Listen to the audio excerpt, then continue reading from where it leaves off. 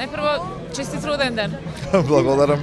Што ви е денеска еве роденденската желба? Моја желба е општен центар да добие нов градоначалник. Добро.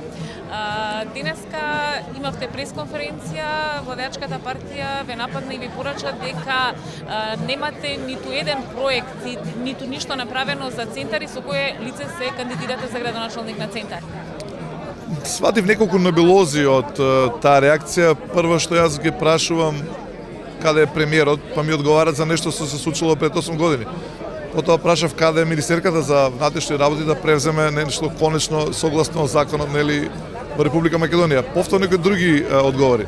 Па во истото соопштение слушам дека прашуваат што се направи за Скопје. Јас ќе искочам со список на сите работи што ги направив за општен центар и за Скопје, кога бев дел од тимот на градоначалникот Пенов, за тоа колку коштаат тие проекти, па потоа ќе го чекам нивниот одговор.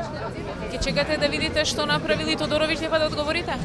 И тоа ќе чекам затоа што со нетрпение очекувам кој ќе биде всушност мојот противкандидат. Има разни комбинации, меѓутоа не се открива името и според некои информации на А1 се тера градоначалникот повторно да се кандидира. Како ова го коментирате? Слушнав јас и од луѓе што се околу него дека го притискаат. Сега за сега не би го коментирал затоа што ќе чекам да видам кој е нели официјално против кандидатот. Но само до тоа што се вршат притисоци за да се нафати некој и тоа на партија која што е на власт, кажува многу.